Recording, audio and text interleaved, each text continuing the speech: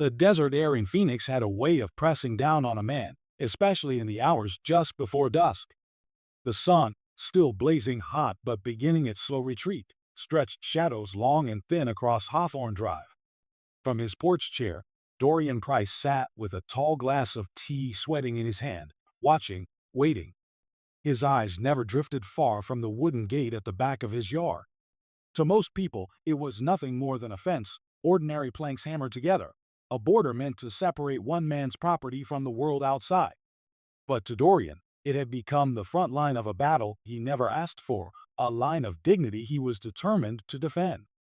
He could hear the faint hum of cicadas in the distance, the occasional crunch of tires on gravel as neighbors returned home from work. But under that usual suburban quiet, Dorian felt the tension, sharp and unrelenting. He knew it was only a matter of time before the sound would come again, that heavy thud of boots landing on the other side of his fence, followed by the jarring sight of a uniformed man dropping into his yard as if he owned it. It wasn't a burglar. It wasn't a reckless teenager. Colin Dressner, the whole patrol officer, had turned Dorian's private yard into his personal shortcut. That humiliation, the sheer audacity of it, had eaten away at Dorian for months. Every time Colin vaulted the fence without permission, it stripped away a piece of peace Dorian had worked years to earn. Tonight felt different, though. Tonight, Dorian wasn't powerless. The fence was no longer undefended. Along the top of the gate, faintly visible in the glow of the porch light, was the strip he had installed, low voltage, livestock grade, perfectly legal and waiting. He hadn't done it to cause harm, but to send a message. This is my home. My boundaries matter. His grip on the teacup tightened as headlights crept down the street. A white patrol truck rolled into view, slowing deliberately in front of his house. The engine cut off and Colin stepped out, boots heavy against the pavement. He looked around casually, the picture of authority on a quiet suburban street. But Dorian knew that rhythm, that pace. Colin wasn't here to check sidewalks or lampposts. He was here for the same shortcut he'd taken 100 times before. Dorian didn't move from his chair. He didn't call out, didn't warn him. He let the silence do the talking as Colin approached the fence, placed one hand on the wood, and hauled himself upward with the ease of practice. The instant his fingers gripped the top edge, the strip worked. A sharp crackle split the air, followed by a yelp that tore out of Colin's throat. His body jolted backward, boots scrambling before he tumbled clumsily into the grass. From the porch, Dorian finally spoke, his voice calm, steady, and heavier than any shout. That gate's private property. You were warned. Colin's face flushed red, a mix of shock and fury. You set this up? You think you can do this to me?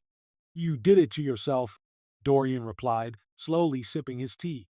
He held Colin's unblinking glare as neighbors peeked from behind curtains and padded onto porches to watch. In that moment, the balance of power shifted. For the first time, Dorian wasn't humiliated in his own yard. It was the man who thought he could climb fences forever without consequence. And that moment was just the beginning. Before I share the rest of this unbelievable journey, like this video, subscribe, and turn on notifications so you don't miss what comes next. Before his fence became the front line of a neighborhood battle, Dorian Price had pictured something much different for his life in Phoenix. When he first moved to Hawthorne Drive, he carried with him the dream every hardworking man holds close: peace. He wanted mornings where the smell of fresh coffee drifted across his patio, where the only sounds were the desert birds and the gentle splash of sprinklers on grass he had nurtured from stubborn earth.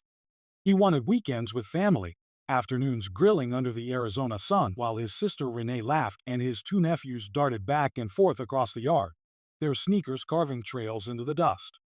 Dorian had worked for years for that dream. Every paycheck tucked away, every sacrifice measured carefully against the vision of owning a place that was his.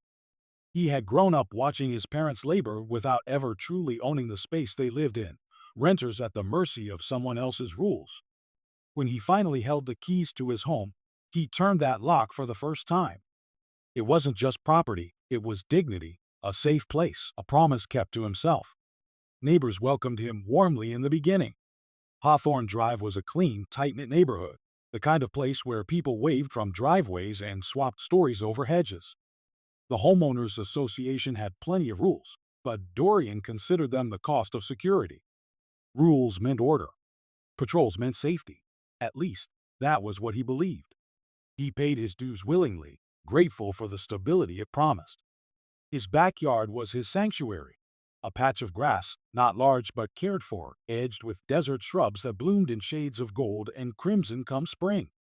On weekends, he would sit beneath the patio umbrella, listening to his nephews' laughter as they tossed a football, their joy a reminder of everything he had worked for. The fence stood tall around them, sturdy and sure, the line that separated family space from the world outside. That fence meant safety, privacy. But dreams rarely account for arrogance. And what Dorian could not have imagined was how quickly that fence, his symbol of peace, would become the very thing stripped of meaning, one trespass at a time. It started small, almost insignificant. One Saturday afternoon, a fleeting glimpse of movement as Dorian flipped burgers on the grill. A figure in uniform is climbing down the inside of his fence. At first, he thought it was a mistake. "Hey, was there a problem?" he called out, expecting urgency and explanation. Instead, Colin smirked, adjusted his belt, and answered flatly, "Just checking the area before walking off." No apology. No respect. Just a man in uniform acting as if his shortcut mattered more than the property he was trampling. Dorian brushed it aside, telling himself this was normal in a gated community. Maybe patrol officers had that kind of discretion. But then it happened again. And again. Neighbors whispered their own stories. Janine Morales from across the street admitted she'd seen Colin cutting corners, hopping fences into people's yards. Henry Cho down the block muttered about the futility of complaints, how the whole always brushed it aside with the same excuse. "It's for your safety." Safety. The word burned in Dorian's chest. Safety wasn't supposed to feel like a violation. It wasn't supposed to look like his nephews frozen in place, wide-eyed and terrified, as a grown man in uniform dropped into their yard mid-game, treating it like an obstacle course. Emails were sent, polite but firm. Phone calls made, voices kept steady but urgent. The response was always the same. "Officers have discretion. If you have a problem, put it in writing." Each reply was a door slammed in his face, a reminder that the association he paid into valued their authority more than his dignity. What began as irritation turned into humiliation. What once was his safe space became tainted ground. Every creak of the fence, every heavy step near the gate, made his stomach tighten.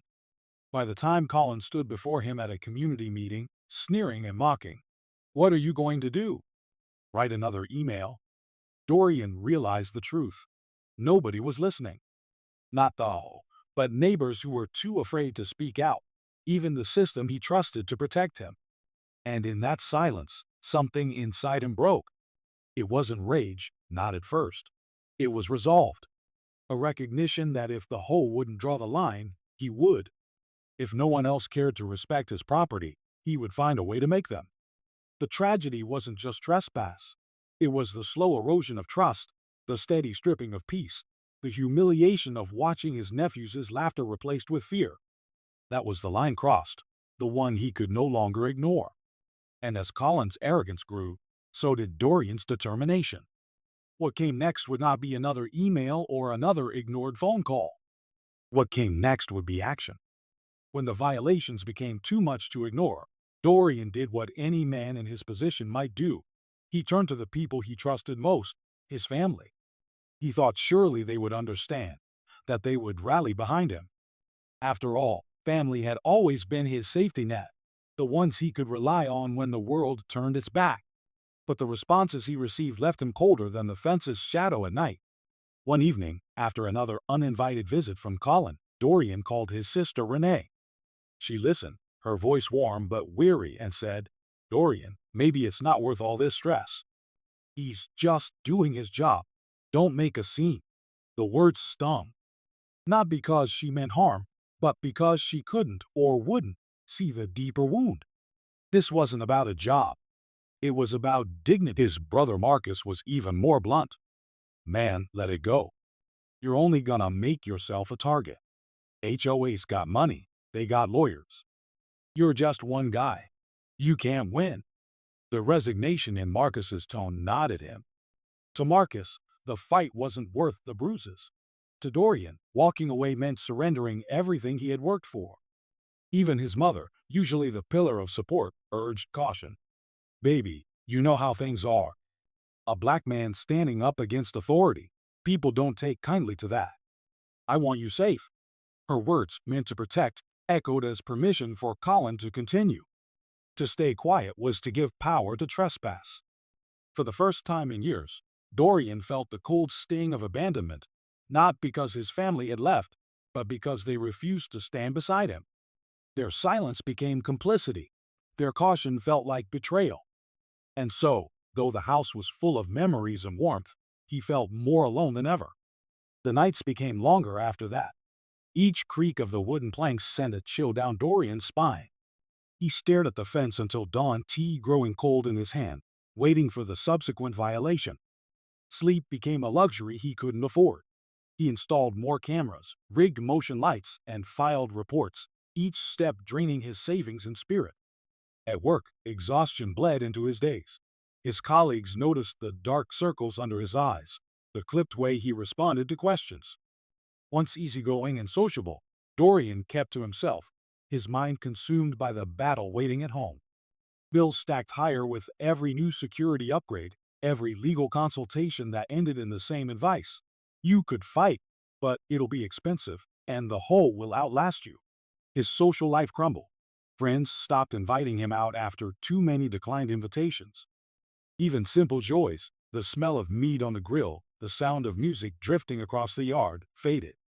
He couldn't bring himself to host gatherings anymore. The risk of another humiliating intrusion during a family barbecue was too significant. The house, once alive with laughter, grew silent. His nephews no longer played in the yard. His sister stopped bringing them over. The sanctuary he had built with his hands now felt like a cage, where every sound reminded him of his helplessness. The struggle wasn't just physical, but emotional, spiritual, and financial. Alone in that fight, Dorian wondered if his family had been right. Perhaps he was just one man against a system too big to beat. But even as despair pressed in, a small ember of resolve refused to die. It happened on a Thursday evening. Dorian slumped on his porch chair, the Arizona sun sinking low when he heard the heavy thud of boots hitting his fence again. His body reacted before his mind did, surging with adrenaline. He shouted, his voice breaking, but instead of strength, it carried exhaustion. For the first time, his legs buckled beneath him. He sank to the porch steps, tears he had fought for months finally spilling free. That moment, raw and unguarded, was witnessed. Across the street, Janine Morales stepped out from her porch. She crossed the street, her sandals slapping against the pavement, and without hesitation sat beside him. She didn't speak right away. She placed her hand on his shoulder and let him cry. Soon after, Henry Cho joined, carrying 2 bottles of cold water. Then came the young couple from 2 doors down, and even the teenage boy who usually kept his distance. One by one, his neighbors, people who owed him nothing, came to sit with him. Their presence shifted something inside him. They listened. They believed him. They didn't tell him to be quiet or that he was overreacting. They asked what they could do. And in that moment, surrounded by people who had once been just passing faces, Dorian realized he wasn't entirely alone. That night, he slept for the first time in months, not because the problem was gone, but because kindness had given him the strength to keep fighting. Strangers had stepped in where family had failed, and sometimes that was enough. It was Janine who first suggested sharing the footage.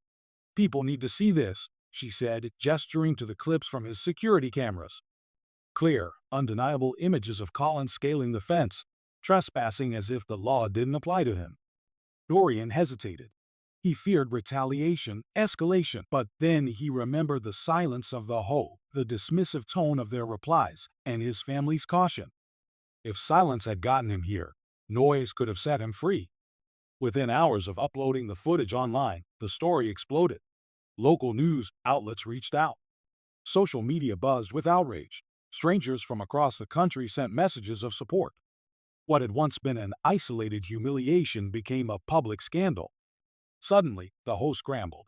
Colin was pulled from patrol duty and statements were released promising thorough investigations. Neighbors who had once stayed quiet now spoke up, sharing their stories of Colin's trespassing. The truth spread faster than the association could contain it. But the most jarring shift came from his family. The same people who had urged him to stay quiet now called incessantly, voices dripping with sudden concern. "We're here for you, Dorian," they insisted. They showed up with casseroles, with apologies, with offers to help. But Dorian saw through it. Their presence wasn't born of love. It was fear of shame and being seen as unsupportive now that the world was watching. For the first time, the balance of power shifted. The whole was on the defensive.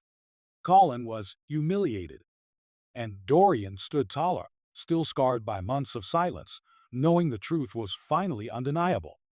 The exposure had turned his private suffering into a public reckoning.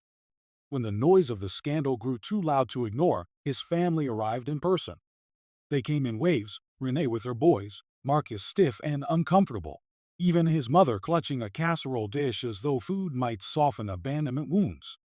Their faces carried concern, but their eyes held something else: guilt. On the porch where so much had unraveled, Dorian finally let the silence work in his favor. He didn't rush to hug them. He didn't ease their discomfort with jokes or reassurances. He sat back in his chair, letting them fumble for words. It was Marcus who spoke first. "Man, we should have been here earlier. But we're here now." Dorian's reply was steady, unwavering. "Now that the cameras are watching, huh?" His words cut sharper than any accusation. He told them plainly, "I needed you when no one else cared. I needed you when the nights were long, when I couldn't sleep because every sound made me jump. But you told me to be quiet. You told me to let it go." Renee tried to defend herself, saying she didn't want to see him hurt and that she thought silence was safer. His mother cried, saying she feared the worst if her son challenged authority. But Dorian didn't let their excuses rewrite his truth. He wasn't cruel, just clear. "I'm not angry anymore. But don't mistake my forgiveness for forgetting. You abandoned me, and I won't let that happen again." That night, boundaries were set. No more excuses. No more pretending. If they wanted to be part of his life, it had to be real, when the world wasn't watching, when no one else cared. Otherwise, they could stay at a distance. For the first time, he chose himself, his peace, and dignity over the fragile comfort of family loyalty. And it felt like freedom. With Colin suspended and the HOA on edge, Dorian began reclaiming his life slowly. The first step wasn't legal or financial, it was emotional. He let himself breathe again. He reopened the backyard to Joy, inviting his nephews to play again. Their laughter, nervous at first, soon rang out like it used to, filling the air with a reminder of why he had fought so hard. The electrified gate stood firm, not as a weapon, but as a boundary. A declaration that his property mattered, that his dignity mattered. Neighbors stopped by more often, not just to gossip, but to share meals, to sit on his porch and remind him that community could heal where blood had failed. Healing wasn't instant. Nights still carried echoes of boots against wood. But he no longer faced those nights alone. Janine dropped off fresh tortillas. Henry offered to check the cameras when Dorian was at work. The young couple invited him to dinner, reminding him that family can be chosen. Slowly, the loneliness that had hollowed him out was filled with something new: solidarity. Financially, the strain was still real, but he no longer saw every bill as a burden. They were investments in peace. Emotionally, he leaned into the support around him, letting strangers turned friends hold up pieces of his spirit until he could carry them again. The house that once felt like a cage now felt like a fortress, not because of the fence or the electricity, but because of the people who stood beside it. Rebuilding was not just about protecting his yard. It was about reclaiming his sense of self, his right to stand tall without apology. He had been tested, broken, humiliated, and still endured. Looking back, Dorian realized the greatest wound wasn't Colin's trespasses or the HOA's arrogance. It was the silence of those he loved most. Silence, he learned, is its own kind of betrayal. It allows injustice to grow unchecked, giving power to those who trample boundaries. But in that silence, he also discovered something unexpected: the strength to set his limits and the courage to enforce them. Family, he now understood, isn't always defined by blood. Family shows up when you're broken on your porch, your knees give out, and your spirit falters. Family is who listens, who validates your pain, who sits beside you without judgment. Sometimes, a family consists of strangers who live across the street. The lesson was painful but profound. You cannot control who supports you, but you can control how you fight for yourself. You can demand dignity, insist on respect, and rebuild even after betrayal. For anyone who has ever felt alone in their struggle, Dorian's story carries this truth. You are not crazy, you are not overreacting, and you are not powerless. Your boundaries are valid. Your voice matters. And if the people you expect to stand beside you don't, remember, others will. Kindness will find you in unexpected places. Support will rise where you least expect it. And sometimes, that's enough to turn despair into resolve. Dorian's porch now holds more than a chair and a glass of tea. It has history, scars, and victories. It keeps the memory of the collapse and the evidence of survival. And each evening, as the Arizona sun sinks behind the fence that once betrayed him, he smiles, not because the battle was easy, but because he fought it and won. If this story touched your heart, don't forget to like, share, and subscribe for more stories. Your support helps these voices be heard.